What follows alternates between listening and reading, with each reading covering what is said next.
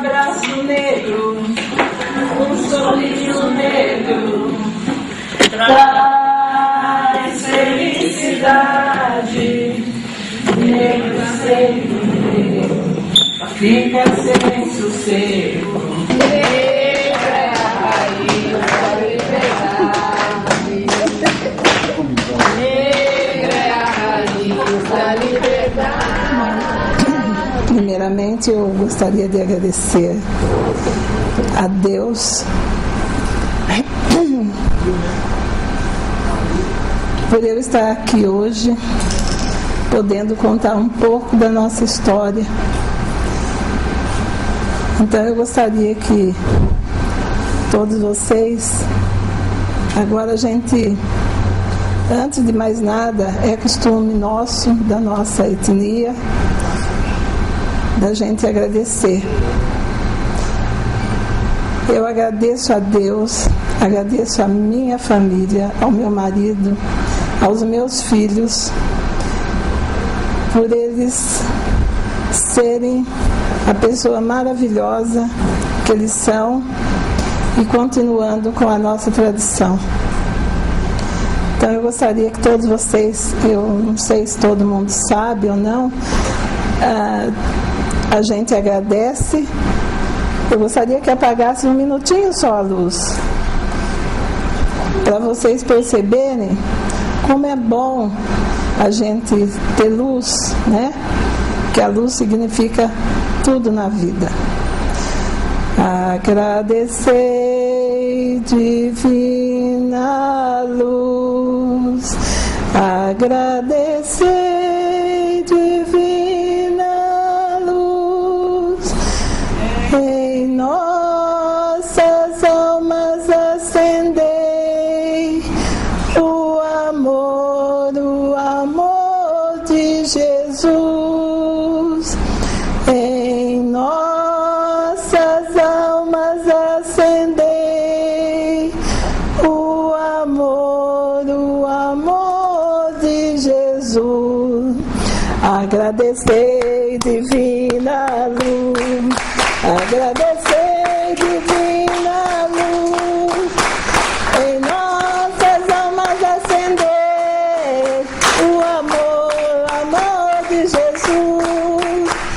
Em nossas almas acendei o amor de Jesus. Agora eu gostaria de começar a contar um pouco da nossa história e depois no fim, ou mesmo no início, se vocês tiverem alguma dúvida, pode interromper, né? E que eu estou aqui hoje para contar a verdadeira história dos negros. Não essas que vocês aprenderam através da história, mas sim através de quem, porque eu não sei se todos pensam assim, mas eu penso da seguinte maneira: somente nós, os negros, temos o dever e o direito de contar a nossa história. Então, eu acredito que livros todo mundo lê, mas às vezes não é a verdade, né? Porque para mim, desde o início, né, que vocês sabem que aqui, né, toda essa região aqui, até a Vila Operária e a Vila Aparecida, era um grande quilombo, né, quilombo da Cabana do Mato, que aonde tinha as minhas tataravó, bisavó, avó, e aonde eu cresci. Era vizinho, para vocês se localizarem, era vizinho da igreja da Vila Aparecida. Infelizmente, por N motivos que vocês já conhecem, os padres, toda vez que caía a cerca de casa, os padres foram pegando um pedaço, até que ficou apenas um terreno, né, onde eu cresci, e eu conheço toda a história aqui desse bairro. O quilombo vem até aqui, e aonde é o Lago Azul, tinha um córrego, né? E ali tem uma nascente, ali no Lago Azul tem uma nascente. Eu ia com meu pai ia buscar lenha, então ele me levava, ele tirava o chapéu, eu tomava água no chapéu do meu pai, de tão límpida que era aquela água. A gente fica até com dó, né? Por isso mesmo que eu vou agradecer aos rios, aos mares, fontes e toda a cachoeira. Eu agradeço porque nós devemos e temos o direito de cuidar daquilo que Deus nos deu. Acontece que, dando início da minha fala, eu queria falar só uma coisa para vocês. A verdadeira história dos negros começa na África. Às vezes tem pessoas que iam pensar que eu ia vir aqui hoje para contar uma coisa assim superficial, mas eu vou me aprofundar um pouquinho para vocês. Eu vou começar na África e vou vindo até para a nossa cidade. Hoje vocês vão ter oportunidade de conhecer o que realmente aconteceu.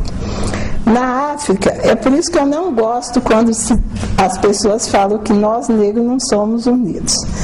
Não é questão de união ou não, é questão de sobrevivência. Quando os negros foram capturados, sequestrados na África, não foi branco que foi lá pegar, não. Foi negro mesmo. Por isso que eu falo, é questão de sobrevivência. Por quê? Era ou o companheiro ou era eles.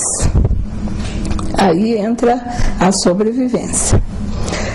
Aí pegavam os negros, eles trocavam a troco de coisas supérfluas, né? Mas infelizmente eles aceitavam, a medo que eles sabiam o que ia acontecer.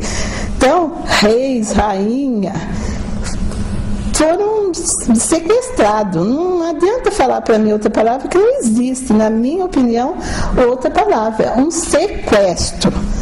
Porque ninguém veio porque quis. As outras etnias vieram para fazer a América. Nós viemos sequestrados. Aí, tirando os negros de lá, aí eles iam para uma cidade da África que chama-se Beijing, que hoje é o reino de Daomé. É por isso que os negros que vieram e foram para a Bahia, eles fugiam depois para Minas. E lá é forte a nossa cultura na Bahia? Sim, é muito forte lá, porque lá é o início de tudo, né? Mas Minas Gerais é muito forte também, porque o reino de Daomé foi para a Bahia, para Minas. Aí chegando em Minas foi aonde que se espalhou para o estado de São Paulo, que é mais próximo, Rio de Janeiro também. O que aconteceu? Chegando nessa cidade de Beijing, aí lá tinha era uma cabana onde os negros ficavam durante meses trancados. Só que essa cabana nunca ficou vazia, sempre tinha alguém, era um revezamento, totalmente no escuro, para que eles fossem se desligando do sol. Por isso que a gente agradece a Deus pela luz, seja luz do sol, porque eles tinham que esquecer para eles não se rebeliar. Então apagavam-se tudo que tinha na memória. Ainda não estava bom? Não, ainda não. Aí tiravam eles, aí eles vinham, tinha uma árvore muito grande, onde eles ficavam dando volta naquela árvore até eles caírem desmaiados, depois de ter ficado meses na escuridão, e aí a memória já não tinha mais como, não sabia nem aonde estava. Aí colocavam-se dentro dos navios negreiros. Aí quando eles vinham para o navio negreiro, por isso que eu agradeço a Deus e agradeço a minha família, porque eu me julgo uma das sobreviventes, porque antes de mim, alguém conseguiu chegar e pisar nesse solo. É muito forte isso, gente. Imagina vocês que todos nós aqui hoje, nós temos família, nós temos casa, nós temos filho, e a gente ficar dentro de um quarto sem saber onde está o filho, tudo escuro, depois ficar rodando, que hoje tem um monumento lá no Reino de Daomé, que chama-se Monumento à Memória. Muita gente vai lá tirar foto, mas para nós isso daí não tem nada de tirar foto. É uma coisa triste que aconteceu. Aí veio, conforme ia ficando doente, criança, o adulto, ia sendo jogado ao mar. Por quê? Não tinha condição de chegar em terra firme. Não tinha. Aí muitos morriam, outros já estavam quase mortos, jogavam-se vivo, né? Então, nós não temos nada para comemorar de 13 de maio, nada. Aí chegando aqui, foi feito essa separação de família, os que restaram, né? Porque a maioria já foi separada lá na África, não foi aqui. Começou lá na África. Aí um ia para lá, outro ia para cá, mas antes tinha que ver os dentes, porque os negros, eles têm uns dentes muito fortes, são fortes, musculosos, então aí era separado por etapas. Esse é para lavoura, esse é para dentro de casa, aí chegava perto das mulheres. Aí o que acontecia? Separavam as negras mais novas, vocês já sabem para quê, não tem nem sentido falar, e as mais velhas era para limpeza, era para cozinha, né? Então tinha esse tipo de separação, né? Aí, voltando um pouco mais, lá na África, quem ficava já tinha outra remessa lá esperando meses e meses dentro do quarto escuro. Aí cada um chegou aqui, ficou de um lado, foi separado a família. É por isso que no mês de setembro o rei baixou um decreto, depois de muitos anos, que era proibido separação das famílias, né? Aí foi aonde que, conforme vinha chegando, era obrigado a ficar com as famílias.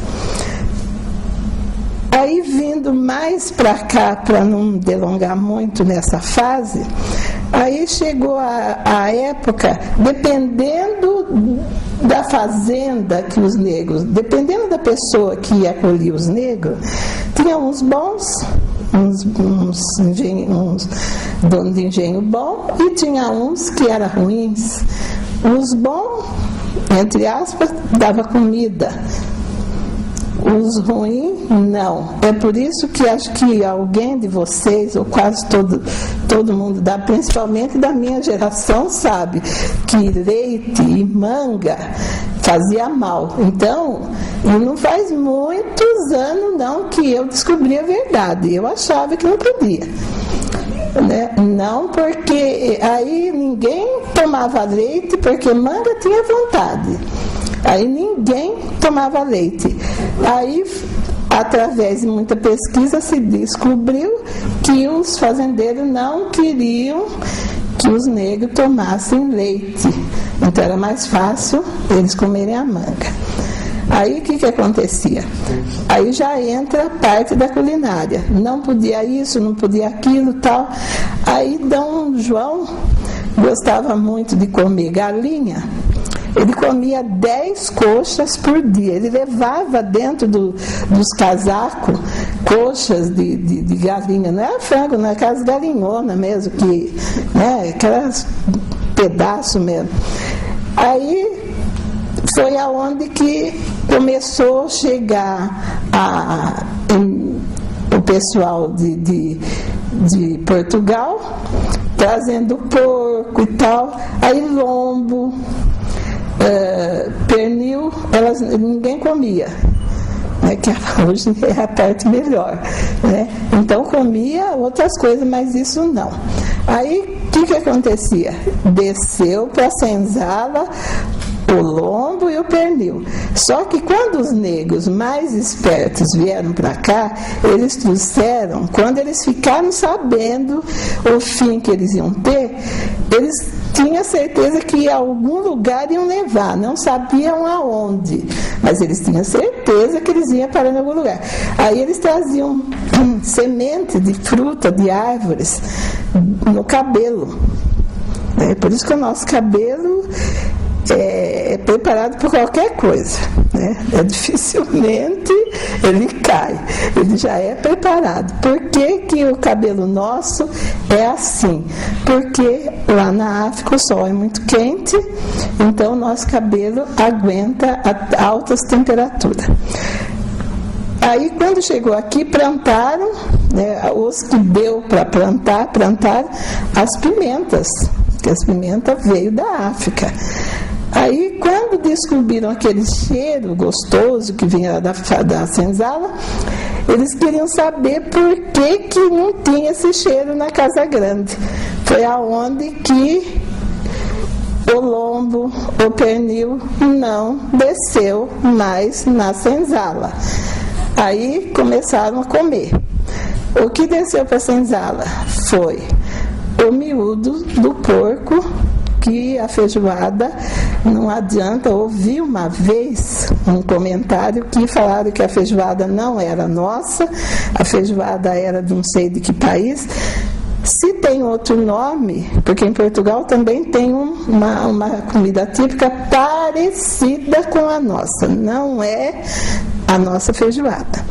A nossa é tipicamente original da senzala, porque era um meio de sobrevivência. E está até hoje, que é um prato que chegou ao inverno, agora nem inverno, agora é geral, né? Não tem época mais, né? Aí teve uma época, eu estou contando, que eu quero contar bem resumido, mas uma boa parte da nossa história, que as crianças nascidas a partir daquela data, que seria a lei do ventre livre, as crianças seriam livres. Agora vocês imaginam uma mãe acabando de ter seu filho, ter que entregar para o feitor, porque o feitor ia jogar o filho dela dentro de um poço. E se vocês não sabem, ó, aqui perto onde tem esse poço, é só ir na fazenda Mata Negra, que lá tem, e era jogado, estou dizendo, aqui na região, que isso era normal em qualquer fazenda. E fazia as mães ficar junto, vendo seu bebê sendo jogado ali, na água, afogando aqueles bebezinhos. Gente, olha, por mais que eles façam, que seja governo, que seja entidade, que seja alguma coisa, não paga nenhuma lágrima das mães vendo seus filhos ser jogados. Não paga essa humilhação que nós negros sofremos, não paga nada, porque eu me vejo, do jeito que eu sou apegada com meus filhos, com toda criança, eu vejo, acabou de sair da barriga, ser jogado ali, e foi. Os maiorzinhos, que teve uma lei também dos maiorzinhos, aí o que acontecia com os maiorzinhos? Eles tinham uma cabana, em toda a fazenda tinha, essa cabana era dentro de um buraco, onde eles levavam as crianças e deixavam lá. Pequenininho, médio, de 10 anos para baixo já ficava lá. Aí as mães, escondido, ia lá e amamentava, deixava lá morrer, mas não morria, porque sempre Deus dá um jeito, né? Então teve essa época também, né? Aí chegou a época do sexagenário. A partir de X idade estava livre, mas para ir aonde? Aonde que iam? Não podia ficar na fazenda, não podia ir em lugar nenhum. Ainda falava, vocês não querem ser libertos? Vocês estão libertos, vocês estão livres. Vocês vão? E aonde? Morria. Não tinha como, gente. Simplesmente morriam. Aí foi indo. Aí chegou o tão falado 13 de maio. 13 de maio. O que nós comemoramos no 13 de maio? Aqui, vou falar daqui da cidade. De Rio Claro. Quando houve o bochicho que ia a princesa tão famosa, né? Princesa Isabel, nos meus tempos de criança, nossa, quando falava de Princesa Isabel, nossa, a gente achava, quantas vezes que a minha avó falava uma coisa, mas a escola falava outra. Em quem que eu ia acreditar? É lógico que eu acreditava nas minhas avós, só que eu não tinha como, eu ficava quieta, né?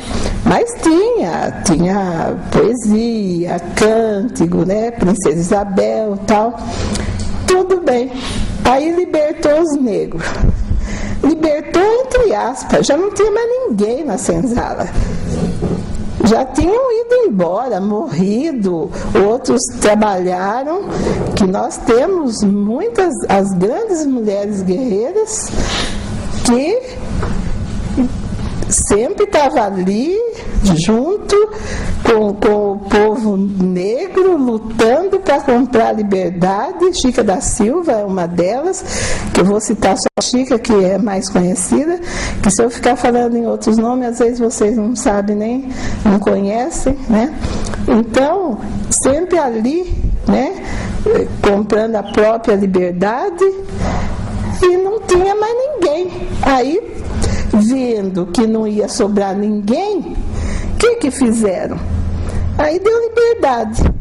Só que a mesma princesa, linda, maravilhosa, no dia 14 de maio, que ninguém comenta isso, ela baixa um decreto que todo negro não, toda pessoa que fosse pega perambulando nas vielas, nas ruas, ou mesmo fazenda, ia ser presa. Quem é no dia 14 que estava perambulando sei aonde? Quer liberdade? Vai. Vocês lembram que teve uma novela que mostrou muito bem a realidade. O encontro de quem veio para fazer a América e quem foi escorraçado. Do mesmo jeito que viemos,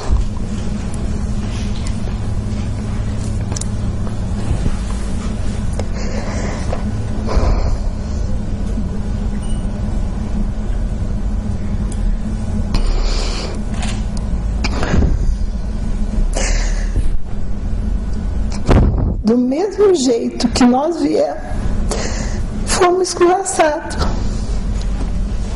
do nosso.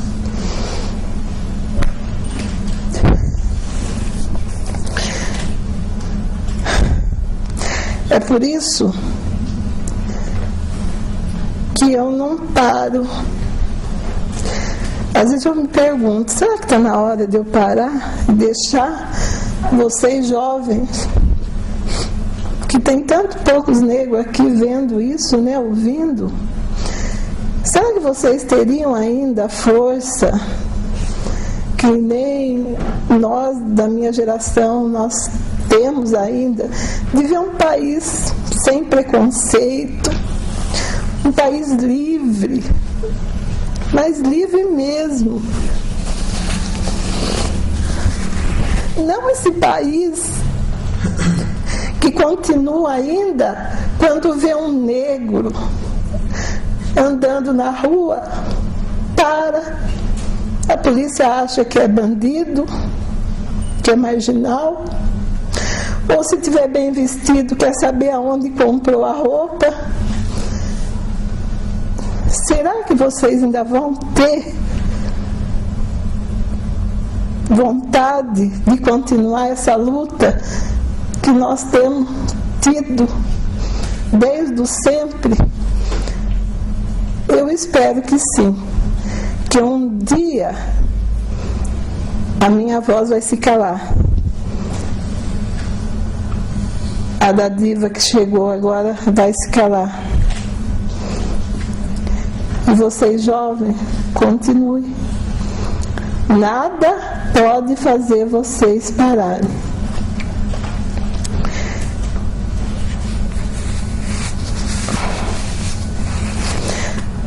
Aí chegou o 13 de maio aqui na cidade.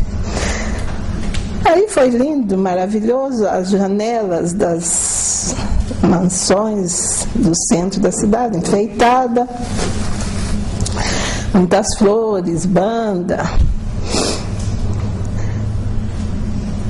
E cadê os negros? Porque o que contam na história aqui é que os negros festejaram. Os que festejaram, entre aspas, foram obrigados a estarem lá pelos seus, não digo patrão, porque nunca pagou nada para ninguém, só humilhação, mas foram obrigados pelos seus senhores a estar lá festejando uma coisa que eles sabiam amanhã onde vão estar.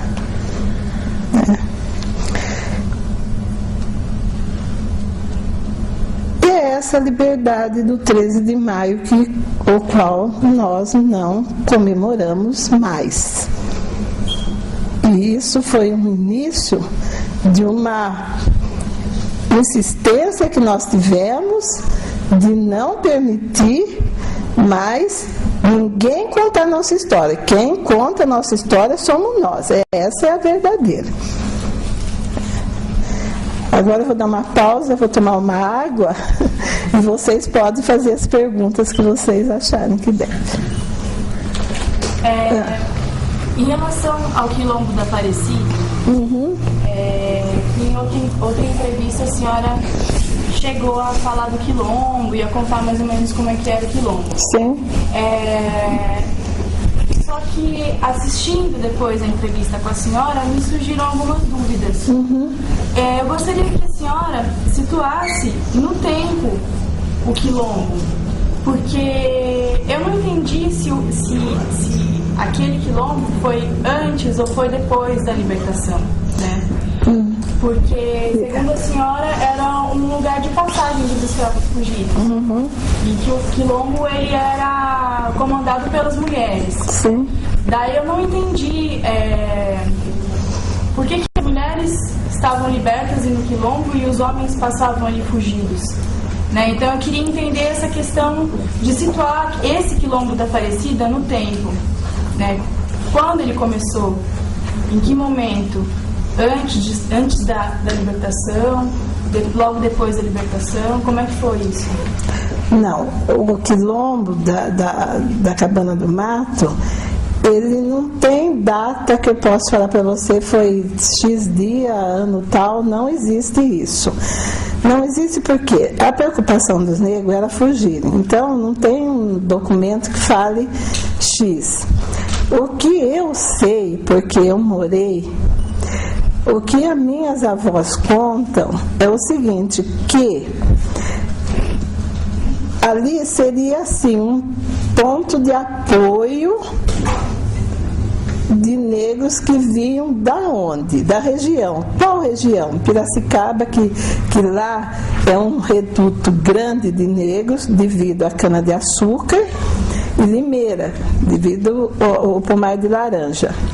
Aí vinham, então era mais fácil as mulheres, no caso, ficarem dando um apoio para quê? Alimentação, você está entendendo? Alimentação, acomodação, porque se fosse homens, não ia conseguir, porque os homens, eles faziam as guardas para ver se estava tudo. Batia o tambor, que hoje tem o nome de 7 léguas, outros falam malumbo, outros falam tambu, né? Então era batido e aonde, dependendo de onde os negros estavam, ele era ouvido.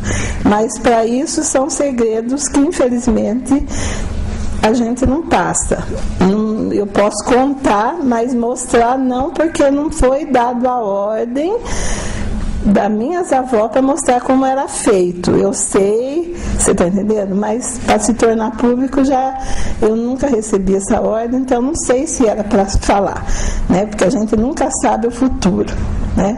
Então eu sei que era feito um buraco, ele era enterrado, o negro entrava dentro e batia, e dependendo da posição do sol e do vento, aí quem vinha vindo ia se localizando pelo som do atabaque e chegava até a cabana. A cabana foi muito, eu falo das minhas bisavós, porque é até onde eu conheci.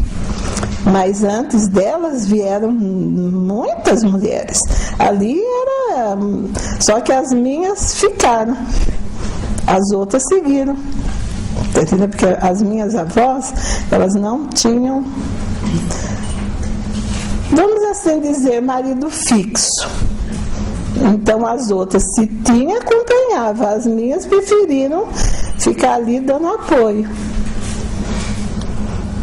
E a senhora citou o tambu e tal. Eu queria perguntar para a senhora se a umbigada, para a senhora, ela é uma dança de malícia ou ela é uma dança de respeito? Aí depende o modo que você... Aí depende do modo que você vai interpretar, você está entendendo? Por quê? Era malícia? Não sei se era, né? Porque era um meio de se divertirem, né? É lógico que em todas as danças existe o exagero. Aí depende de quem estava dançando. É só isso que eu posso falar. Eu estou perguntando isso para a senhora porque ali a visão, né, da polícia. Não, do próprio pessoal da Congada, assim, vai mais de acordo com a moral católica, né?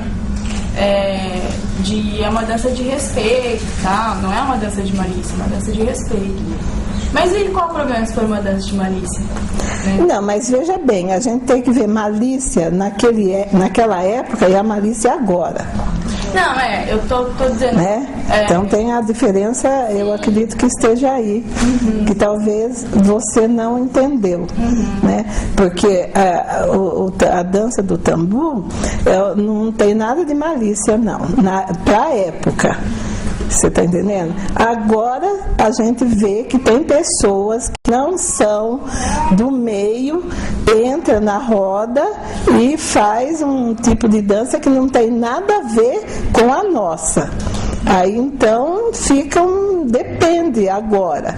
Antes não, né? Antes não.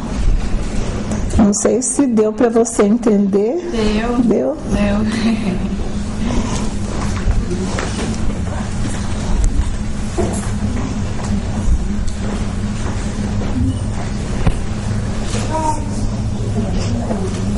Boa noite, companheira. Boa noite. É verdade. Gostaria de pegar esse gancho que ela falou aí do tambor. Do tambor e dos quilombos, né? Uhum. Se você me permite. Pois não? Os quilombos, todos os quilombos que existiram no Brasil foram fundados por mulheres. Então, você perguntou por que das mulheres. Os quilombos todos foram fundados por mulheres. O mais famoso foi o de Palmares, lá na Serra da Barriça, e ele foi fundado por Aqualtune, uma rainha africana que foi trazida cativa para o Brasil, e ela, rebelde, fugiu, encontrou esse lugar na serra, achou que era bom, tratou de arrumar 7 maridos, lembrando naquela questão sua que a dona Angela falou que as mulheres não tinham marido, elas podiam ter um marido que elas quisessem, e quantos elas quisessem. Então elas arrumaram esses maridos e então começaram a fazer a busca de trazer os negros para esse refúgio. E não foi diferente em nenhum lugar. Então, se vocês dão uma olhadinha aí na biografia de mulheres, vocês vão ver quantas mulheres foram liderança de quilombos no Brasil. Então, todos os quilombos que existiram foram liderados por mulheres. E os homens guerreavam, os negros guerreavam. Eu só queria ficar essa informação. Elas que organizavam. E quando você pergunta se o quilombo foi construído depois da libertação, não, porque não era preciso. Né? Então os quilombos todos foram um refúgio. Né? Primeira sensação de liberdade, o primeiro desejo que o negro teve de liberdade foram os quilombos, né, dona Ana? Sim, foi então, eles fundaram os quilombos, as mulheres lideravam os quilombos. E você vai na história, muitas mulheres liderando os quilombos, e por conta desses quilombos, vem aí o matriarcado africano, né? Porque é nós é que mandamos, né, dona?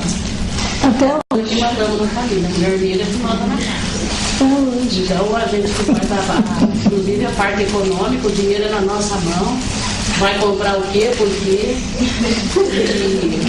E isso já veio porque na época da libertação, quando estava falando da libertação, as mulheres teve que sair para trabalhar, porque ninguém dava emprego para os negros. Então as mulheres negras saíram para trabalhar, trabalho de ganho de falar. Então era bordadeira, cozinheira, costureira, piqueteira, né? Então elas iam buscar o sustento da família e eles não conseguiam trabalho. Então vem daí esse matriarcado. Então nós é que mandamos. E aí essa questão que você falou da dança, não pode misturar o tambu com a congada. Porque o tambu é o batuque africano. E segundo os historiadores, o nosso historiador aqui, o falecido Paulo, né? A gente sabe que foi a primeira cidade que se falou essa palavra samba foi Rio Claro. E que o negro que trouxe o samba para Rio Claro era dessa fazenda Mata Negra, onde a minha família foi escrava. Então você disse malícia, malícia é maldade, né? Então eu diria que o batuque é uma dança sensual, né, dona? Na época, os fazendeiros não permitiam que os negros fossem felizes, que cantassem ou que dançassem. E o batuque era a única dança que eles permitiam. E tem outros ritmos, né, que eles permitiam, por conta da procriação. Quanto mais negrinho nascesse, né, mais negros ficavam. E eu me lembro que as moças virgens não podiam dançar. Quando fazia a roda, né, mas ficava só por algum tempo. Nós ficava só assistindo. Então, criança não dança, criança não dança. Então, o batuque e as moças, né? Eu não sei se ainda tem algumas virgens, não podem dançar. Eu queria dizer que a congada já é um ritual religioso. Foi a forma que o negro encontrou para ele poder participar na igreja da religião católica. Então, as pessoas confundem porque a gente faz junto, né, dona? A gente apresenta a congada e depois a gente dança o tambu, mas não tem nada a ver. Então, essa é coisa assim diferente. Obrigada.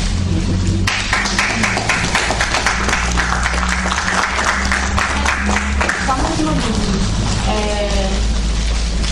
A senhora falou que não tem nada a ver o tambu e a congada, mas pela base instrumental não tem a ver? Você não usa o tambor, você não usa o tambor, os dois? É assim, tudo que o negro fez, ele tinha que fazer uma forma de poder participar. Você sabe que no começo, lá na comunicação, a gente não podia estar na igreja católica, não podia participar de nada. E existia esses rituais religiosos. Já para procissão de Santo Antônio, procissão de São Benedito, não, porque São Benedito ele não é considerado santo, né? Ele foi reconhecido como santo. Mas os portugueses mesmo, eles tinham lá os santos deles de devoção, né? E o negro, para poder participar, pegava um instrumento de devoção e acompanhava. Então daí foi a cultura, a bagagem cultural do negro é muito grande, né? Ele, através do instrumento dele, ele foi procurando uma batida, um grito, para poder participar desse lugar.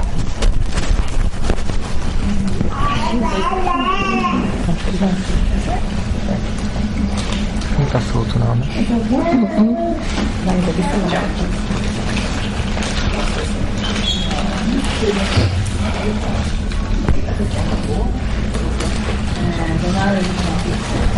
A senhora disse que logo após 10 de maio os negros acabaram ficando.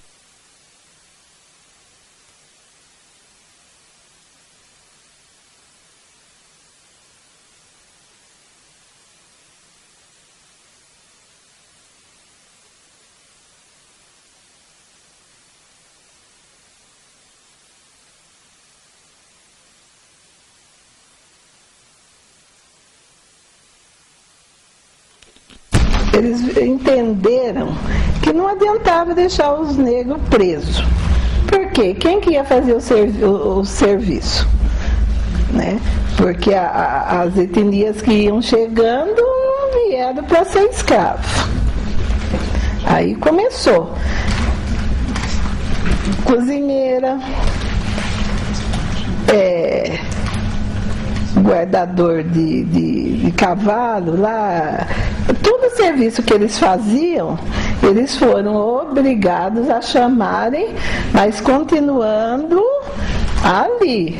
Às vezes trocavam um lugar para dormir com um prato de comida. Você está entendendo?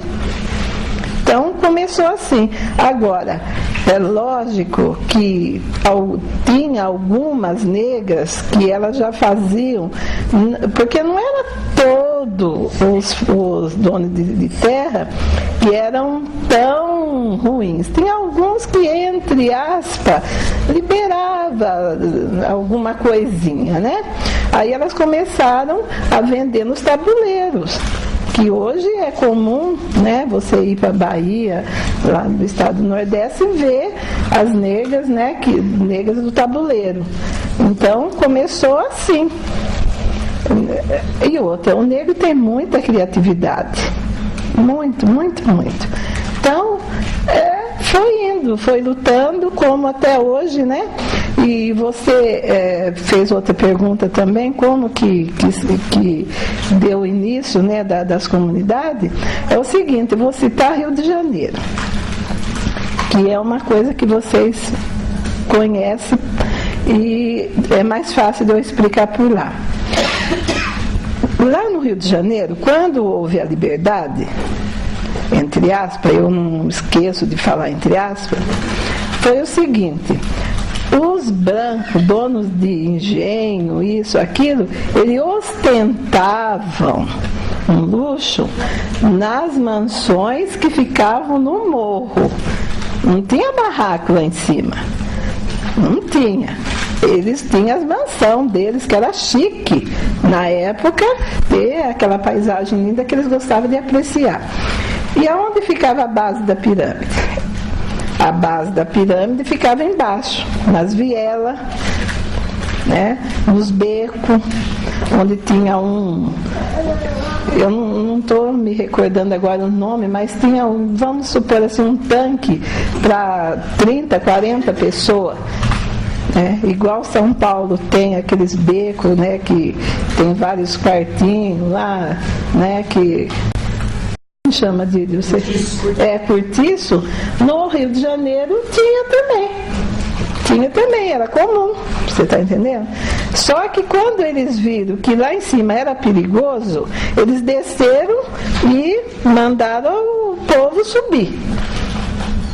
E agora eu não sei para onde o povo vai, porque estão invadindo todo lugar, então o povo está sem onde ir. Mas isso que aconteceu, você está entendendo? No Rio de Janeiro. Aqui na cidade, não vou dizer para você que foi mais fácil, porque era pequeno, né? Na época era um vilarejo pequeno. Então foi mais fácil para os negros se adaptando, né? A minha mãe era lavadeira. Lavadeira. A minha mãe trabalhou muitos anos numa mansão ali que tinha na Avenida 1, não vem ao caso eu citar o nome agora. E a minha mãe era lavadeira, cozinheira. Aí depois ela parou de lavar, ela só ficou na cozinha. Agora faço uma pergunta para vocês. Se vai um negro, ou negra que seja, e um branco fazer uma entrevista de emprego, vamos supor que seja para uma empresa, o negro bem assim estudado, do mesmo nível que um branco. Ele vai nas grandes indústrias. Tem negro? Tem, mas onde? Na limpeza, não sei na onde, na cozinha e tal. Na chefia, muito raro. Se vai um branco e uma branca, ou uma negra, ou um negro, para fazer uma entrevista de cozinheiro, o branco pode esquecer, porque a cozinha é do negro. Às vezes eles não tem muito o que questionar, falar, olha, você tem a cara da cozinheira que eu preciso. Você sabe cozinhar. Às vezes a pessoa nem gosta de cozinhar, mas está ali porque precisa do emprego. Nasceu para isso, eles falam ainda, né? Você nasceu para isso. Fala, nasceu para isso. Então, é uma coisa meio camuflada e a gente sabe disso. Né? Então, a gente vai teimando e até uma hora, quem sabe, nós vamos conseguir estar em pé de igualdade. Por enquanto, não estamos. Não estamos. Dona Ângela, pois não? Isso que você acabou de comentar, falar você. A gente somos parentes. Então, se nós vamos analisar, baseado nisso que você acabou de falar, o apartheid ele existe ainda. Nunca terminou, viu? Muitos acham que o apartheid ele acontecia na África, mas ele acontece aqui no dia a dia. No dia a dia. Nós vemos isso todo dia. Para nós, ele existe e é muito presente. Exatamente. Até dentro da sala de aula, uma criança vive o apartheid. Olha até pela quantidade de garotos negros que se encontram dentro de uma sala de aula, a quantidade de garotos brancos, as conversas ou as piadas que acontecem, e quem tem que se sucumbir ou que tem que absorver isso como se fosse um adulto e conviver com isso. Aí eu, não interrompendo ela, mas fazendo uma pergunta dentro disso. Será que uma criança, ela é capaz de suportar esse tipo de coisa? Será que ela vai encaminhar os seus estudos até a idade adulta? Ou se isso vai fazendo com que ela vai esvaziando as salas de aula? Eu posso até não ser assim não posso ter uma resposta que você quer ouvir, mas o que eu acho é que vai depender da família da qual essa criança pertence, Porque se a gente desanimar, Luiz, a gente não vamos caminhar, tem que forçar.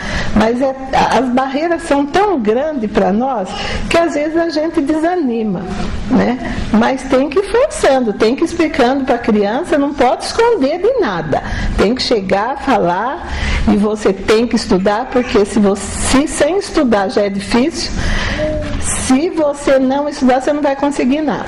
Tem que falar. Aí deixa a criança que, infelizmente, ela vai ter que decidir se ela quer continuar a luta ou não, porque é difícil.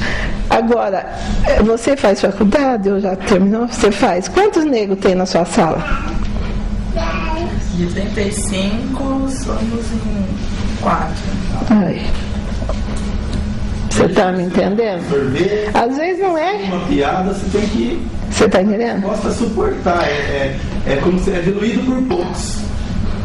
Agora, se você for numa EMEI, creche, até o 4º ano, você vai encontrar vários negrinhos e negrinhas. Passou da 8ª, às vezes nem 8ª, viu? Na 6ª é preconceito, é falta de incentivo familiar, que a família é a base de tudo. Se a família não dá um apoio, não tem. Não tem negro mais estudando. É muita humilhação. Tem uns que não querem mesmo, mas não é só negro. Isso daí é branco, qualquer etnia. Às vezes tem pessoa que não quer. Mas os que querem têm que aguentar, porque é complicado. É complicado. Aí tem pessoas que falam da bolsa, né? Ai, mas das bolsas não, das cotas. Ah, mas eu acho que não devia ter cota. Como não devia ter cota? Não devia ter cota. Devia ter uma indenização para todos nós das humilhações que os ancestrais nossos passaram. Aí com aquele dinheiro cada um faz o que quer, porque nós merecemos isso. Eu acho que não tem esse negócio de ficar questionando cotas. Não tem. Há uns tempos atrás eu li que os italianos que moram aqui estavam tendo um incentivo, não lembro bem o que era. E nós? Não que a gente queira, mas eu acho assim, é negro, abre as portas para que ele suba. Se ele não quiser, ele não vai, mas pelo menos... Gente do céu, é muita coisa que aconteceu, é muita coisa. E até hoje acontece, né? Acontece, só que agora nós estamos espertos, né? Para falar em esperteza, gostaria também de dizer para vocês que os primeiros comunicadores, né? E daqui do país, do Brasil, foram os negros, porque não podendo falar, que até isso foi nos negado, a gente se conversa até hoje. Quem aprendeu conversa com o olhar, não é, Diva? Ninguém precisa abrir a boca. E eles não abriam, ficava todo mundo quieto, mas o olhar a gente já sabia. Eu sou treinada, eu aprendi, não precisa ficar falando. Tá entendendo? A gente olha, infelizmente, aonde tem isso é nas matrizes africanas, né, da religião, que ainda existe isso. Por que todos que vieram para cá, aí vou falar alemão, francês, o japonês, ou seja lá a nação que veio para cá, tem curso de inglês, francês, não sei o que, e para nós? Porque foi nos negado isso. Não podia mais falar no dialeto. Então, se perguntar para uma pessoa que não teve assim muito envolvimento, não sabe falar em Nagonje e Urubá. Não sabe, foi negado isso, aí foi se perdendo. Esvaziou. Está entendendo?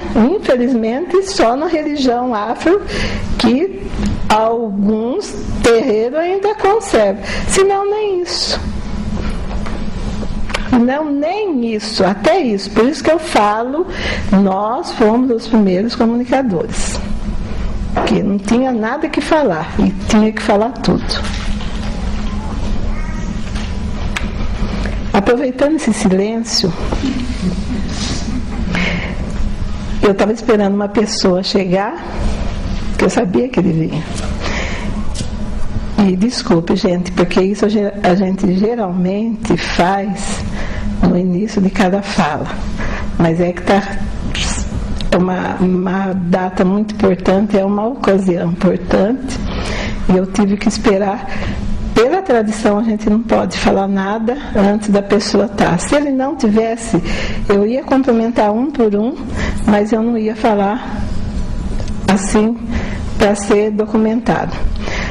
Eu gostaria de pedir a bênção para os mais velhos que aí estão, a todas as pessoas. Pedir a bênção para minha avó Carolina, minha avó Sebastiana, minha avó Carolina, minha mãe Mazira, meu pai Juventino, para todos vocês que estão aqui, para a Diva que hoje está na frente da batalha por nós, para o Camarão, que apesar dele ser branco, ele é um estudioso da nossa cultura, para a Kise, para a Bel, que está à frente também, para você, jovem, que está estudando, não esqueça as suas origens. Eu queria pedir a bênção para a Tereza, por ter aberto, dado essa oportunidade. A todos que estão aqui, desde o menino que está filmando, o Dídio, o Vitor, essa menina tão delicada, a Kátia e Leonel, para todos vocês, que eu não sei o nome, então não vou me atrever a ficar falando coisa e trocar nome, que é a minha cara fazer isso. Então, para todos vocês eu peço a bênção. Em especial, queria pedir a bênção para o Ivan. Fica de pé, Ivan. Eu estou falando dentro da cultura, eu sei o que eu estou falando. Esse menino frágil, magrinho,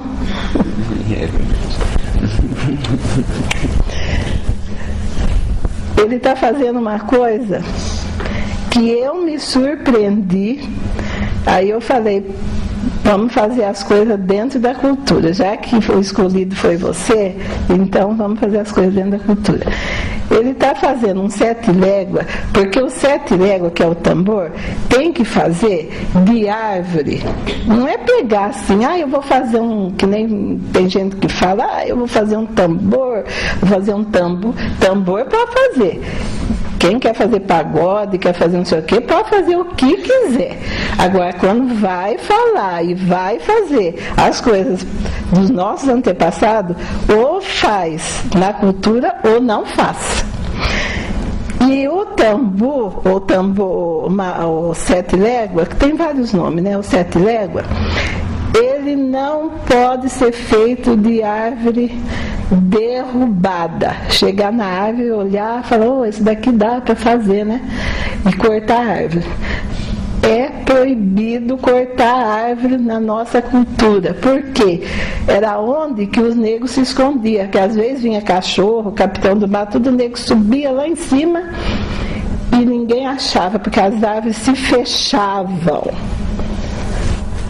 Não via. Passava, ficava olhando, não tinha cheiro, não tinha nada. Então, para nós, a árvore é sagrada. E esse menino encontrou, eu não sei como, uma árvore caída. Ela tem que cair. Aí deu aquela chuva que derrubou não sei quantas árvores. Aí ele foi, não sei como veio na mão dele. É desse tamanho, é o legítimo. Veio pessoa que entende, biólogo, pesquisador, porque é uma coisa linda, linda. Eu não tinha visto uma coisa dessa. Ninguém descobriu o nome, a origem, a espécie daquela árvore. Não é isso, camarão? Ninguém descobriu. Eu acho, não tenho certeza, porque eu não entendo nada de biologia, mas eu tenho mais ou menos certeza que ela deva ser parente da árvore baobá. Essa árvore baobá é uma árvore sagradíssima que só tem na Bahia. É lógico que tem espalhado por aí, mas ela leva muitos anos para ela ficar do tamanho que é. Essa árvore, eu não sei quantos anos ela tem, mas ela é assim, enorme. E ele está cavando dentro da cultura, ele me chamou, falou para mim, me avisou, pediu orientação, eu fui ver, eu falei para ele, você não comece a fazer nada nessa árvore sem você estar puro. Vocês entenderam o que eu quis dizer? O dia que você for mexer, ou mexe numa coisa, ou mexe na outra. Disse ele, depois eu perguntei, investiguei, disse que foi do jeito que eu falei. Não sei, eu sei que está... Ele está cavando o tronco, tem que cavar, gente, com a mão, hein? Ali, ó. Vai de vez em quando dar uma acertadinha nela para ficar bonitinha. Aí passou 2 dias, eu voltei lá, mas já estava limpinho. Eu falei, você não é possível, você não está sozinho nessa. É incrível, gente, muito lindo, muito lindo. Então, é por isso, Ivan, eu agradeço muito você, de você estar fazendo uma coisa que é da nossa cultura, tá bom?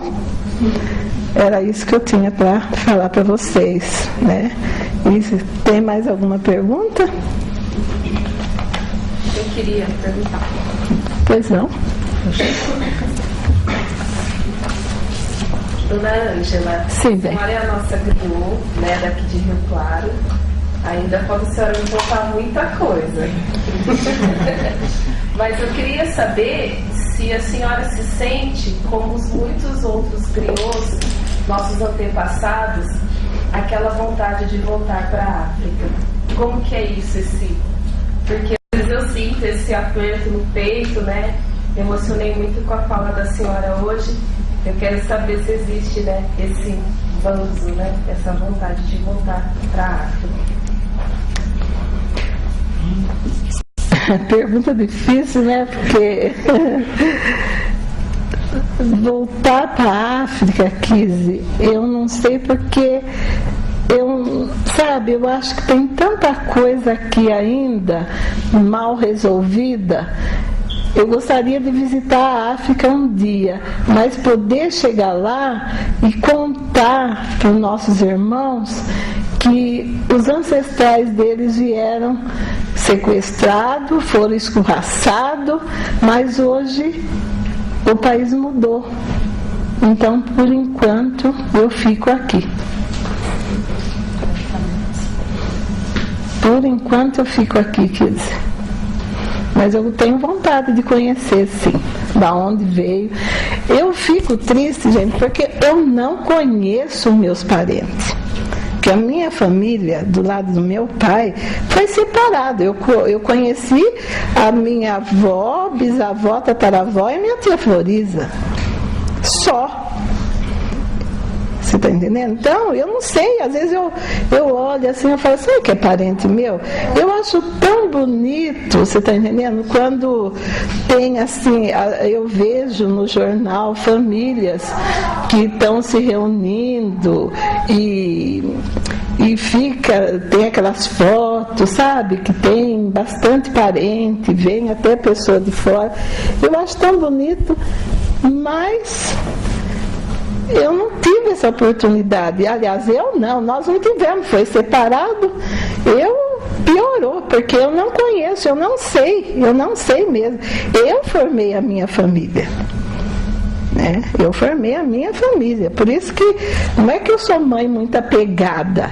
Eu sou, eu reconheço, mas como a Diva disse, é costume. Eu venho de uma linhagem de mulheres que são linha de frente. Então, eu deixo ver se vai. Se não vai, aí eu vou lá e dou um jeito na coisa. Está entendendo? Primeiro eu deixo, mas não anda, né? É meio complicado, então eu vou lá. É complicado, porque é vontade de ter família. É medo de separar, medo que aconteça alguma coisa. É tudo isso. É complicado isso, viu? É só quem vive na pele. Eu tive num evento esses dias, que foi aniversário da irmã da Diva. Nossa, quanta gente que tinha lá, achei tão bonito, né? A família da Diva é uma família grande. Aí eu fiquei pensando e falei, nossa, será que tem algum parente meu aqui? Ai, gente, é complicado isso, viu? Então, como diz o samba, todos parentes, né, Diva? Todos diferentes. Ou todos diferentes e todos parentes. E vamos que vamos. Tem mais alguma pergunta? Eu quero perguntar. Primeiro eu gostaria de pedir a bênção para os mais velhos, né? E para os mais novos. E me apresentar para quem me conhece, eu sou o Camarão e trabalho em prol da cultura hip hop inicialmente e consequentemente as demais culturas, né?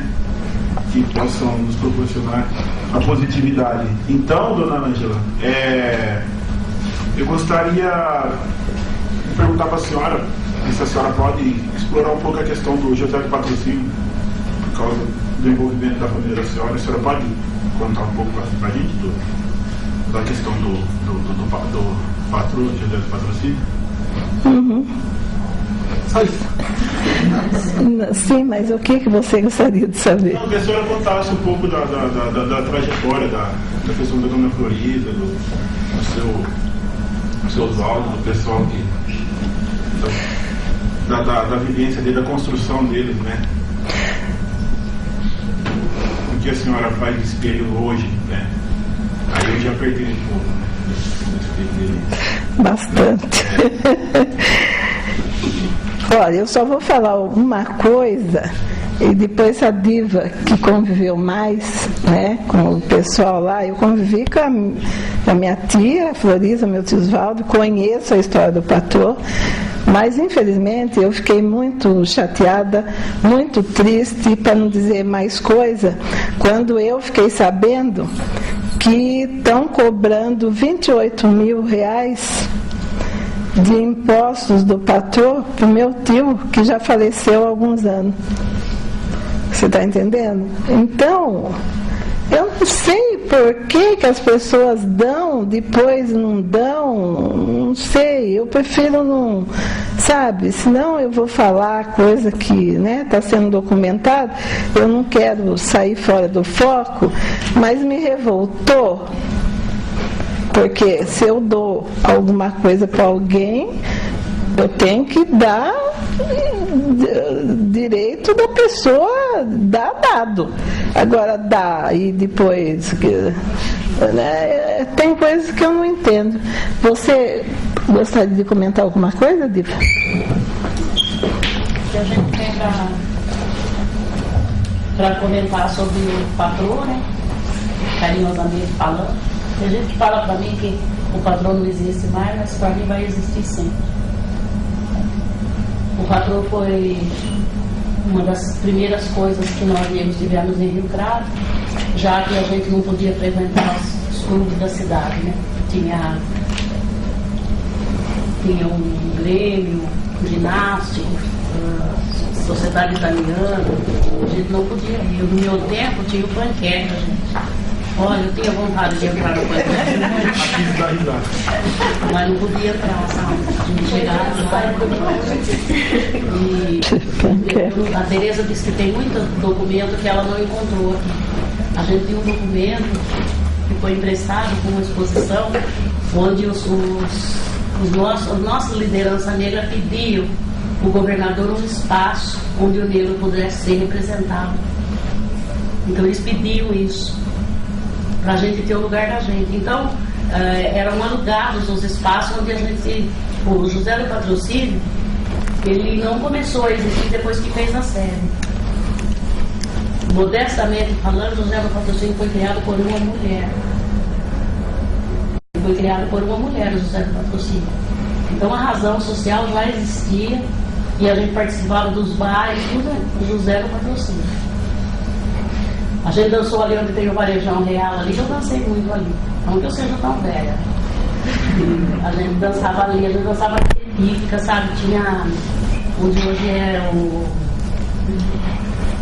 Tinha muito óleo no chão, sabe? A gente até quase que escorregava. Então, quando aconteceu da gente conseguir aquele terreno, que demorou muito tempo para poder fazer o prédio, foi uma conquista, né, dona Ângela? Da relação dele com o carro. Inclusive, estive na inauguração da pedra fundamental. Mas nem que vocês queiram, eu não conto a minha idade.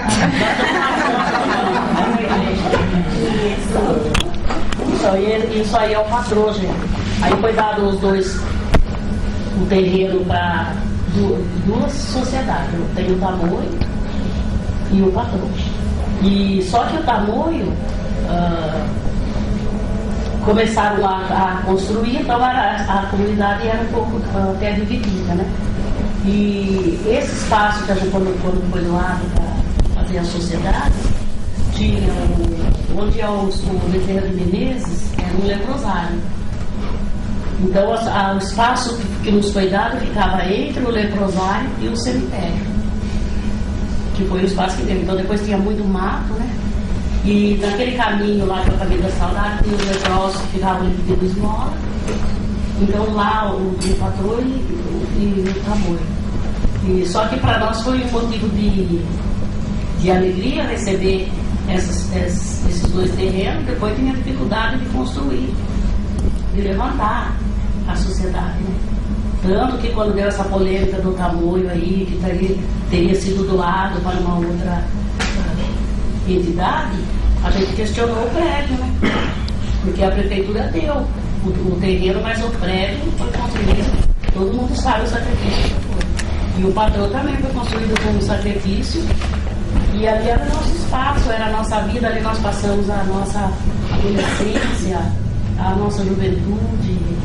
E o patrão teve uma época em Rio Claro, o patrão e o Tamoio, que era o único ponto de referência do negro. Então a gente não era organizado como a gente é hoje. Hoje nós temos uma assessoria, temos o conselho da comunidade negra e temos as entidades. A gente não tinha. A gente tinha a escola de samba, que era uma entidade, e o patrão. Então quando vinha todas as notícias que vinha de outras cidades para nós negros, vinha no patrão. Então vinha correspondência, convites, informes, né, dona Ângela? Vinha tudo no patrão. Então o patrão passou o nosso ponto de referência. Quando a gente sai do trabalho, vai para outras cidades, as pessoas conhecem o patrão, porque já aconteceram muitas coisas lá e, enfim, não sei se responde a isso. E confirmando aquela pergunta que onde os negros e Rio Claro se organizavam, né? Se eles tinham alguns espaços. Então um dos espaços que foi a maioria dos negros foi naquela região lá, do bairro do Estádio. Porque os negros, quando viu a escravidão, eles deram terras, né, para os negros. E que fazia parte de uma lei, que só que essas terras, a minha família também ganhou essas terras, acho que a família do Dona Ângela, né? Não, a nossa tem o quilombo ali, já ficou por lá mesmo. Dependendo do lugar. A minha família ficava na região de Corumbataí. E Corumbataí era Rio Claro, né? Então eles se concentravam no Sapezeiro. Então, quando começou a fechar os espaços, porque era assim, eles deram um prazo para que o negro pudesse fazer a terra prosperar. Só que antes de dar a libertação para os negros, que aqui em Rio Claro foi 5 de fevereiro, foi 13 de maio. Então, antes do 5 de fevereiro, quando o barão foi lá saber que na comarca, né? E soube que a abolição ia se dar dia 13 de maio, o Barão se antecipou. Já veio, já colocou a lei da libertação dia 5 de fevereiro, então ele entrou para a história, né? E então o que fez? A primeira coisa que foi feita em Rio Claro foi pedir uma reunião com os fazendeiros. Então, quando eu conto dessa reunião com os fazendeiros, tem alguém da minha família lá. Porque a gente conta coisas que ainda não foram contadas, né, dona? Então, essa reunião já decidiram que trariam uma delegacia de vadiagem e que todos os fazendeiros estavam proibidos, fazendeiros e comerciantes, de ceder qualquer coisa para os negros. Nada de ferramenta, nem de sementes, nada que os ajudasse. Então, depois, quando se colocou que eles ficariam com a terra, tinha um prazo para a terra prosperar. Só que não se conseguia semente, não se conseguia ferramenta. Então, eles diziam, olha, a gente vai mudando a cerca. Se vocês não plantam, a gente muda a cerca. Então, eles mudavam. Que nem as terras lá que era para ser da minha família, eles disseram que eles tinham uma condição de fazer uma grande plantação de ervilha. Então, eles fecharam uma parte da terra e plantaram, mas os negros tinham semente. Aí os negros espirraram dessa região daqui, de onde eles estavam, e vieram para entrar. Então eles ficaram na região do bairro do Estádio. Você pode ver que a maioria dos negros são proprietários no bairro do Estádio, né? E depois tinha lá tinha a Chacrinha dos Pretos, que muitos foram para a Chacrinha dos Pretos, se concentraram lá na Chacrinha dos Pretos. E tinha o Largo de São Benedito, né, que também se concentraram lá, porque eles ficavam ali, só saíram quando foi colocado a pedra da igreja. Aí quando eles foram expulsos de lá, para colocar a pedra da igreja, demorou 40 anos para construir a igreja. Então o que aconteceu? As terras da nossa sociedade foram doadas naquela região por conta da concentração da população negra daquele lado da cidade. Então, para nós foi muito bom ter o patrão, inclusive tem essa carta. Essa carta existe, eu vou saber onde ela está. Quando ele pede o seu Oswaldo, o seu Pandico, o seu Lazinho e outros negros na época, pedindo ali um espaço onde a gente pudesse ser representado. Por isso que para nós esse espaço da sociedade é muito importante. Então ali tudo acontecia ali. O patrão, a gente fazia tudo, a gente fazia festa de aniversário da gente, as pessoas se casavam ali, as pessoas faziam ali, dentro do patrão e do tamanho, até as reuniões da religião de matrizes africanas, que na época, se reunisse, a polícia batia, né? Se você fizesse concentração religiosa. Então a gente usava esse espaço também para fazer a concentração religiosa, né? Era incrível, porque tinha o pessoal que vinha fazer os trabalhos de mesa branca, tinha o pessoal da Umbanda e tinha o terço, né, dona? Tinha o terço. O terço também ali, no dia da semana que era o terço. Então, todas as manifestações, tudo que a população negra precisasse fazer, seria então feito ali. E a entidade nossa era a escola de samba, que também foi criada.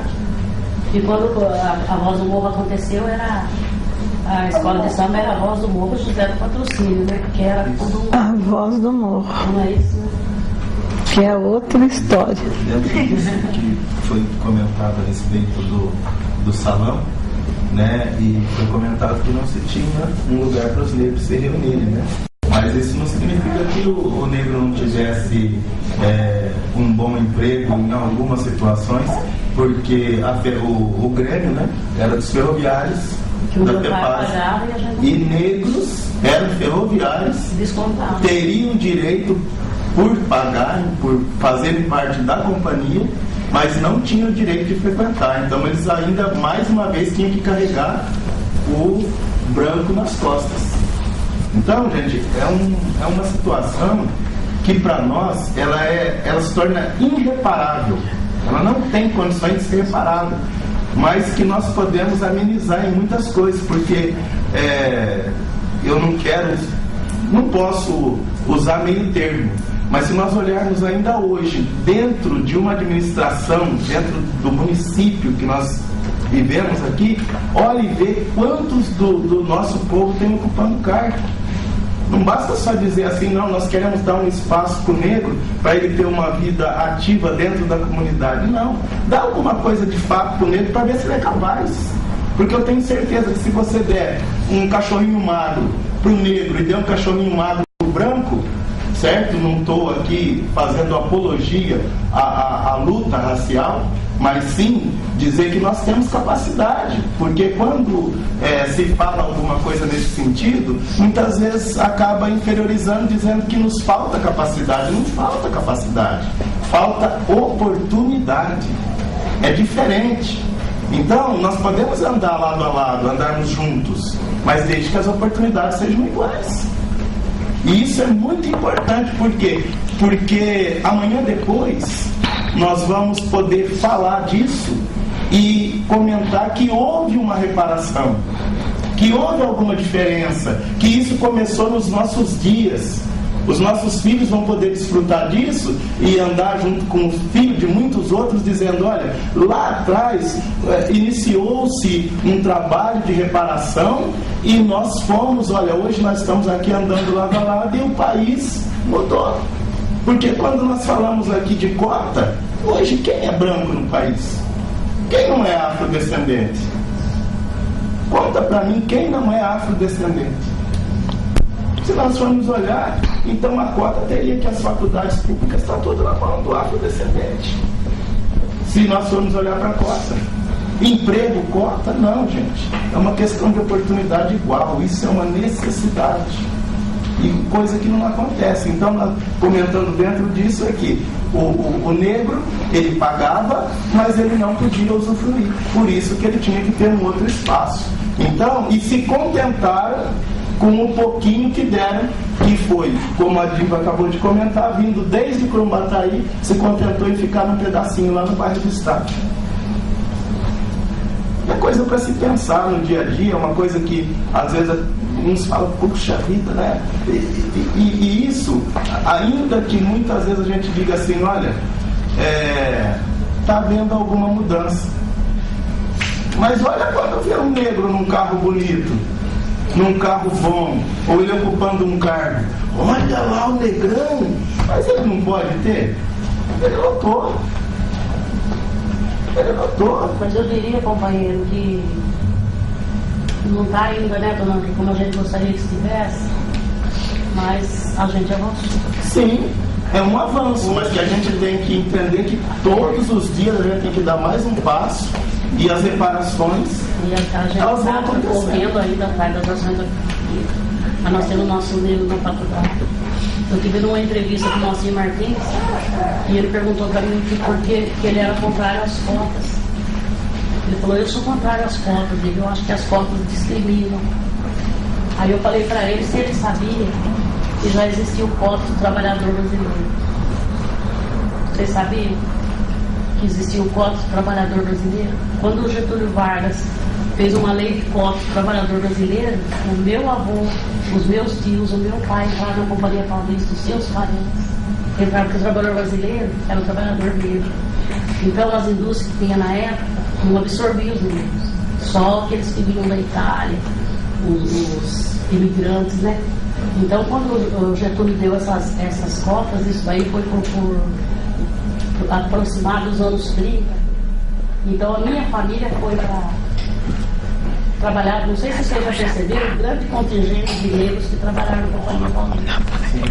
Não é por conta das cotas. Aí o Moacir Martins falou comigo, eu não sabia que houve cotas para o trabalhador brasileiro. Eu falei, um dia os nossos filhos vão falar assim, você sabia que teve cotas para o pessoal na faculdade? Então eles vão dizer assim, nossa, teve. Então, por isso que eu acredito que um dia não vai mais precisar. Só que nesse momento a gente precisa das cotas. Você vê agora na minha família, a gente tem 6 universitários, 6 pessoas da minha família que conseguiram, né? E eu, para mim, sempre foi um sonho, porque uma das grande frustração que eu vou levar da minha vida é essa, de não ter conseguido estudar muito e saber muito, né? Então eu acho assim, que a gente está caminhando, né, dona? A gente está vendo os nossos filhos que já tem uma situação melhor, né? E o melhor não está ainda no ideal, mas eu acho que só isso aqui que está acontecendo hoje, de eu ver a minha companheira sentada ali falando com vocês, nesse espaço, é um espaço público, gente. Eu me lembro que quando a gente fazia, quando eu comecei a militar no movimento negro, a gente se fechava dentro do patrão para discutir a causa. Porque se alguém visse que a gente estava reunido e discutindo a causa, eles diziam que a gente estava... Porque ela sabe tudo aquela... um motim, você estava ali, se você era subversivo, na época todo mundo era subversivo naquela época. Então, se você estava fazendo um motim, você estava fazendo confusões e tal, então era muito complicado. Agora não, agora os jovens se reúnem em qualquer espaço público, discutem a causa. E eu vejo meu filho participando, discutindo, né? Eu vi meu filho ir para Brasília fazer parte de uma conferência nacional, né? De ir lá em Brasília e defender propostas de Rio Claro. Eu vejo as filhas da dona Ângela aí trabalhando, dando apoio, militando. Que as filhas da dona Ângela, elas militam no local que elas trabalham. Elas cuidam das pessoas que ali chegam. Elas sabem da dificuldade que nós temos quando nós chegamos nas repartições públicas. Então, quando nós temos alguém de nós lá, é muito mais fácil para nós. Então, eu acho que valeu, né? Que alguma coisa, essa luta lá mas atrás. É o passo que vem. Só que a gente vai passando, né? Quem vem vindo vai continuando. Porque a luta é grande. E eu gostaria que as crianças que têm que estão na universidade, eu já falei para a Kise, para outros sobrinhos meus, que eles retornem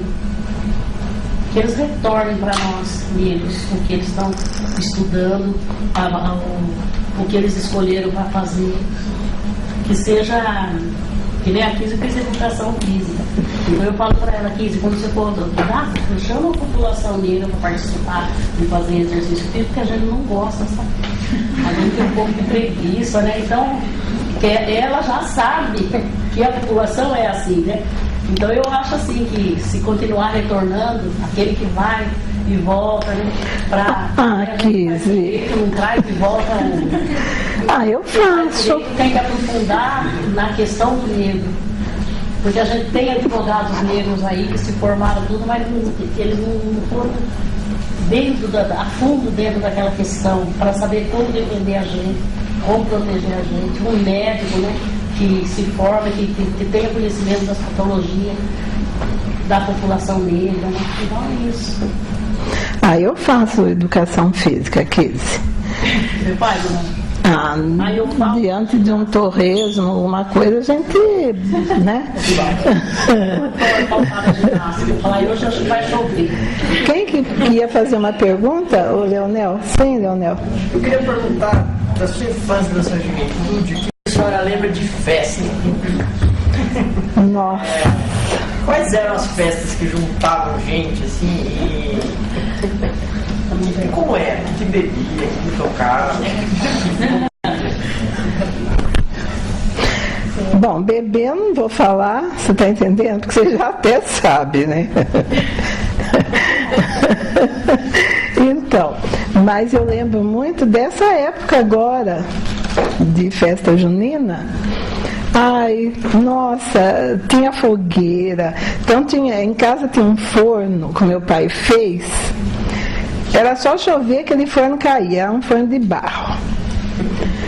Aí então minha mãe falava para ele, pelo amor de Deus, você deixa esse forno em ordem, porque é época de São João e eu quero fazer bolo, quero fazer pão, quero fazer isso, fazer aquilo, né? Então tinha licor, eu lembro, né, chamava os vizinhos, que a gente foi muito de agregar as pessoas. Nós gostamos disso, de conversar, de contar, você tá entendendo? Contar a história, contar as coisas. Então, os bolos em casa, porque não tinha fogão. O fogão era fogão de lenha. E os primeiros fogão de lenha da minha casa ainda foi a minha avó que fez, que ficou anos e anos, até que um dia caiu, aí sim que meu pai fez outro, aí fez um forninho, né, que embutia assim dentro do fogão de lenha. Aí minha mãe assava, ela guardava umas latas que ela lavava a roupa para fora, e às vezes as pessoas davam lata de goiabada, essas coisas. Aí ela levava lá num senhor que ele cortava e fazia forma. Não sei se alguém aqui lembra, porque não tinha esse negócio de ir no supermercado, de ir na loja, era tudo, cortava e fazia. Aí colocava uma tampa também feito de lata. Aí colocava brasa em cima. Ai, gente, é um bolo tão gostoso. Era um pão tão gostoso. Você lembra, dona Joana? Você lembra dessas formas? A senhora já assou nisso também? Então, aí, né, tinha licor. Essas festas da minha infância, nossa, eram as festas mais esperadas do ano. Porque Natal... Ai, gente, eu não lembro muito porque nós éramos extremamente pobres. Então, se alguém de algumas freguesas da minha mãe, no dia seguinte do Natal, levava o que sobrou, a gente comia, senão não. Então, não era uma coisa que tinha, mas não esse Natal que hoje as famílias, nossa, vai no supermercado, compra, parece que vai terminar o mundo, compra tudo, depois não consegue, na primeira cacetada já derruba a pessoa, já bebeu todas antes, não aguenta nada e gastou, sabe? Então o nosso era mais de conversar, de ficar lembrando de fulano, de ciclano e tal, e comia aquilo que tinha, né? Agora eu vou falar uma coisa aqui que eu não sei se, né, as pessoas já viram. Então antigamente tinha as pessoas criavam frango, galinha, porco em casa. Aí nessa época eles matavam o porco, então na minha casa, nossa, o que vinha de barrigada, pelo amor de Deus, vinha, pegava tudo de uma vez, né? Então, nossa, aí minha mãe limpava aquilo, por isso que tem a expressão até hoje, ai fulano é magro, parece um pau de virar tripa, que tinha um pau já preparado para virar a tripa do porco lá. E eu não vou dizer para vocês que eu não comi uma tripinha frita, porque eu comi sim. E eu gostei. Porque ninguém pode falar que não gosta porque come linguiça, né? A linguiça nada mais é do que uma tripa recheada. Então, o que eu lembro assim, de festa não era muito, porque em casa não tinha data específica, como hoje não tem data específica para a gente fazer festa. Às vezes estou eu lá, eu falo assim, ai, vamos fazer tal coisa, aí liga para meio mundo, e você está entendendo? Até ontem eu estava falando com a minha filha, eu acho ridículo, não sei se alguém aqui faz isso, se faz, desculpa, é opinião própria minha. A turma agora faz aniversário, mas cada um tem que levar o kit churrasco, kit não sei o quê. Eu acho que quem faz aniversário tem que bancar. Ou nem que for um bolo só, e vamos conversar, dançar, tal, não precisa exibir.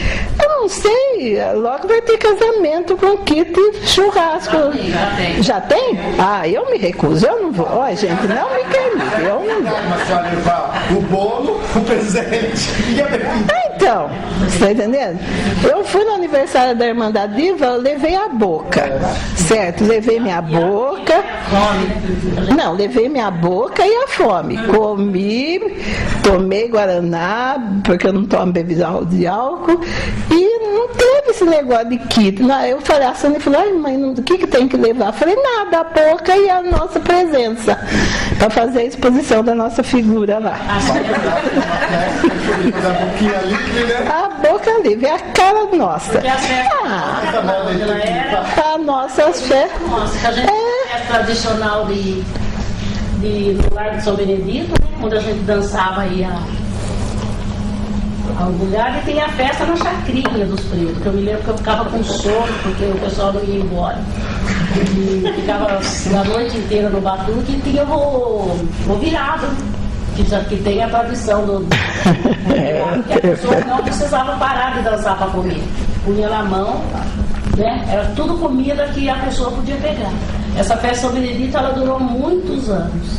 Muitos anos. Então, agora tem esse... Está entendendo? Então, em casa é assim, a gente mais conversa do que esse negócio de tal festa, tal dia, lógico, tem Natal, Ano Novo, tem Dia das Mães, mas não tem, sabe? Não tem aquela coisa da gente ficar esperando. Dá para comprar? Não vai fazer uma coisa exagerada. Um arrozinho, gente, uma saladinha e um bom papo, uma batatinha, estou falando coisa lá, e tem para vocês depois não contar para minha filha. Esse bolinho que a senhora falou aí, que eu vou cobrar depois. Que bolinho? A senhora falou que faz aí na panela. Esse bolo é muito bom, vou fazer para vocês. Então, gente, não precisa. Eu falei só coisa light, viu, Sandra? Se você estiver vendo, que sei que você vai ver, não falei. A mamãe não tá mais comendo coisa pesada. Tá dando recado. Tá. Então, você está entendendo? Então não tem assim, tem coisa que eu posso contar, tem coisa que eu não posso, não devo. Você está entendendo? Que é lógico, né? Tem coisa que a gente não vai também comentar. Nada de pornografia, mas a gente gostava assim de dançar, né? Porque meu pai nunca deixou ir no baile. Então tinha os bailinhos meio escondidos na casa de fulano, Bertano, Cicano, a gente ia. Começava 1h, quando era 2h da tarde já terminava para ninguém descobrir, né? Então era tudo na maior, sabe? Não tinha esse negócio que nem tem hoje. É por isso que tá tudo esculhambado desse jeito. Não tem domínio mais. Família, mãe não conversa com filho não conversa com mãe. É tudo uma vida corrida aí, entra, sai. Você está entendendo? Eu admiro a Kátia, que a Kátia, aonde vai, ela leva o filho dela, ele participa todo da vida, né? Então, é difícil, né? Tem mãe que gosta que o filho fica no computador. E ele fica lá porque assim, graças a Deus, ele tá dentro de casa, eu estou vendo o que ele faz, mas não está sabendo que ali que é o perigo. Porque não é todo mundo que domina o computador. Estou falando da minha geração. Tá entendendo? Então, às vezes pensa que tá jogando, joguinho, tá nada, o negócio tá bem avançado, né? Então, antigamente tinha nada disso, chegava, apanhava, hoje não pode fazer mais isso, apanhava, mas não assim eu apanhei muito de varinha, de marmelo e de pé tem até hoje lá na onde eu morava, de pé de amora. Minha mãe, quando ela estava brava, ela só dava uma desfiada assim, passava a varinha assim no fogo e eu olhando. Eu falava, mãe, o que você vai fazer? Assim, você não, senhora. Mãe, o que a senhora vai fazer? Você vai ver. Aí ela falava o porquê que ela ia dar uma varada para me sentir na pele o que ela estava sentindo de eu ter feito coisa que não era para mim fazer. Né? Às vezes, o que eu fazia de tão assim para apanhar? Às vezes eu ia brincar na rua, não pedia ordem. Às vezes ela estava conversando. Aí eu ficava perto e ela já dava o sinal. E eu fazia de conta que eu não estava entendendo, que eu queria caçar assunto, né? Eu queria ver o que estava acontecendo. Ela tornava a olhar e eu quieta. Aí ela não, o terceiro olhar não dava mais, aí era varada depois. Hoje você está conversando, Então os filhos falam, não, não é assim não, é desse jeito, interrompe, fala. Não tem. A gente ia sair, pedir a bênção, para dormir pedir a bênção. É uma questão de princípio, nós aprendemos assim. Hoje em dia é difícil um filho falar senhora. Porque eles querem? Não, porque nós não queremos ser chamados de senhora. Aí fica,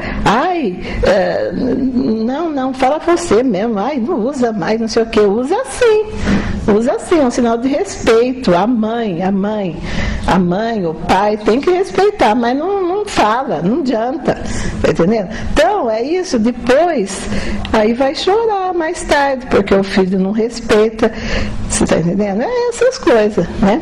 Agora, gente, que a hora tá ficando meio avançada, então eu só gostaria de comentar uma coisa muito importante. Eu esqueci de comentar uma fase muito, assim, difícil que houve para nós, mulheres negras, que hoje somos mãe, e vocês todas, né? Vocês já imaginaram, gente, vocês têm um bebê, aí tá amamentando, pega aquele bebê, joga de lado e o branco vem e mama seu leite. E o pequenininho fica ali. Inclusive, tem fotos, aqui no arquivo mesmo tem fotos, em revista não, em livros, tem o negrinho embaixo da mesa com um ossinho de coxa de frango segurando na mão. Eu mesmo, quantas vezes eu vi, isso é cultura, dá para criança, agora já não fazem mais isso, mas dava, né, para que, deixa, vai chupar o ossinho. Esse negócio de chupar o ossinho é porque elas não queriam que os negros mamassem junto com os brancos, porque tinha medo que misturasse. Misturar o quê? A minha mãe foi ama de leite. Eu devo ter umas 200 irmãs de leite na cidade que eu nem sei mais quem é. Porque eu mamei até 8 anos. É por isso que vocês estão vendo essa pura realeza aqui. Já fui 2 vezes para a UTI, fui lá, mandei um beijo para todos e estou aqui sentada linda no meu trono imaginário. É lindo? Não, não é. Mas é o leite que eu mamei na minha mãe. Por que eu mamei até 8 anos? Eu tinha uma raiva, gente. A gente estava lá bem folgado, às vezes estava até dormindo, ia lá. A senhora tem leite? Minha mãe tem. Vai lá, entra. Dava mamar. Aí eu falei, mãe, só tem que decidir. Desde pequena, eu sempre fui de questionar. Aí a minha mãe limitou. Do lado do coração era a minha. Do outro lado era de quem viesse. 8 anos. Minha mãe não parou de dar leite, aí eu tive que abandonar, né? Há 8 anos eu ia na escola, eu vinha apavorada, que eu queria mamar. Eu já vinha vendo quem é que estava mamando na mãe, né? Então, são coisas que, sabe, isso me traz uma infância assim gostosa, alegre, né? Uma pobreza extrema, mas eu nunca, era tão extrema, gente, que eu nunca, minha mãe sempre falava para mim, você tem que ir na escola, tem que aprender a ler e a escrever. Aí tudo bem, fui para a escola. Isso daí de bom, as nossas bases antigas tiveram, né, Diva? Sempre querendo que a gente tivesse um conhecimento. Mas eu não tinha sapato. Eu não sei se aqui alguém já da minha época, da minha geração, já pôs um tal de sandália de pneu. Ai, gente, pelo amor de Deus, era pneu de carroça. O carroceiro fazia um tal de chinelo, lá não sei como é que era aquilo, e a gente ia com o tal de pneu na escola. Isso quem tinha mais ou menos. Em casa nem isso não tinha. Aí o que minha mãe fazia? Para mim, eu falava, mãe, mas descalça eu não posso ir, dói meu pé. Mas eu fui muitas vezes descalça na escola, sim. Aí minha mãe colocava meu pé num papelão, recortava e fazia crochê, assim, as tirinhas. Eu ia. Quando chovia, gente, esquece. Ai, que vergonha, viu? Papelão molhava tudo, escunhambava tudo, vinha eu com aquele punhado de crochê na mão. Mas hoje estou aqui, certo? E graças a Deus, se não fosse os pés inchados da vida, podia calçar o sapato que eu quero, né? Então é questão da gente olhar. Hoje em dia tem filho ou filha, ou mesmo nós vê na televisão uma coisa, eu quero aquilo, eu quero. O consumismo está destonando tudo, né? Então, é essa fala minha. Se vocês tiverem mais alguma coisa, senão a gente encerra, né? E agradeço mais uma vez a toda a presença de vocês. O escuro das cores, na pele afrodescendente, herdeira das dores. Nossa terra foi invadida, colonizadores exploraram e destruíram os nossos valores. Mas nossa resistência vive que toca em tambores. A celebrar, se lembrar, deixa ecoar tudo que o griot me contou. No livro não dá, quem quis imitar não virou, não calou, não comprou. Meu orgulho incomodou quem não quer me ver bem. Não consegue entender, orgulho não é racismo, não querer se render. Parte de preocupações, tipo querer ensinar as próximas gerações saber se defender. Se depender de nós só fortalecerá. Cada um ensina um caminho pra prosperar. Se for nós por nós, quero ver superar. Na vitória, sinfonia de tambores pra comemorar.